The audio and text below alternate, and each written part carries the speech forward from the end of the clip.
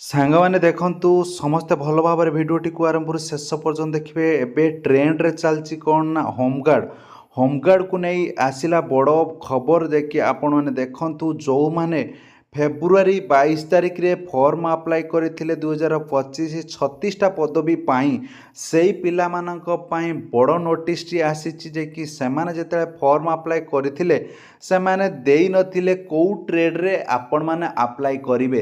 ଯେ କି ତାଙ୍କ ପାଇଁ ଯେଉଁମାନେ ଦେଇନଥିଲେ ତାଙ୍କର ପୁଣି ଏକ ନୋଟିସ୍ ଆସିଛି। ଆପଣମାନେ ଦେଖନ୍ତୁ 24 ତାରିଖରୁ 26 ତାରିଖ ଭିତରେ ସେମାନେ ଯାଇ ଗୋଟେ ଡିକ୍ଲାରେସନ୍ ଫର୍ମ ନେଇ ତାଙ୍କୁ ଯେ କି ଦର୍ଶାଇବା ପାଇଁ ପଡ଼ିବ ଯେ କି କେଉଁ ଟ୍ରେଡ଼ରେ ସେମାନେ ଆପ୍ଲାଏ କରିବା ପାଇଁ ଚାହୁଁଛନ୍ତି। ଯଦିକା ଆପଣମାନେ ଏଇ 3 ଦିନ ମଧ୍ୟରେ ଯଦିକା ଆପଣମାନେ ଯେଉଁ ନ ଦର୍ଶାଇବେ ତାହେଲେ ଆପଣମାନଙ୍କ ଫର୍ମ ରିଜେକ୍ଟ ହୋଇଯିବ। ସମସ୍ତେ ଭଲ ଭାବରେ ଦେଖନ୍ତୁ, ଭଲ ଭାବରେ ଭିଡ଼ିଓଟିକୁ ଶୁଣନ୍ତୁ ଆଉ ସେୟାର କରନ୍ତୁ ଆପଣମାନଙ୍କ ସାଙ୍ଗମାନଙ୍କ ମଧ୍ୟରେ। ଜଲ୍ଦି ଯାଇ ଆପଣମାନଙ୍କର ଫର୍ମଟି ଯେ କି ଟ୍ରେଡ଼ ଦର୍ଶାଇକି ଆସନ୍ତୁ। ଆପଣମାନେ ଡ୍ରାଇଭରର ପକାଇବେ କି ବାର୍ବରର ପକାଇବେ କି କିମ୍ବା ଇଲେକ୍ଟ୍ରିକାଲ ପକାଇବେ କି କିମ୍ବା ଆପଣମାନେ ଅଟୋମୋବାଇଲ କୁକ୍ ଯେକୌଣସି ଗୋଟେ ଏଥିରେ ଆପଣମାନଙ୍କୁ ଆପ୍ଲାଏ କରିବା ପାଇଁ ପଡ଼ିବ। ସମସ୍ତେ ସେୟାର କରନ୍ତୁ ଭିଡ଼ିଓଟି,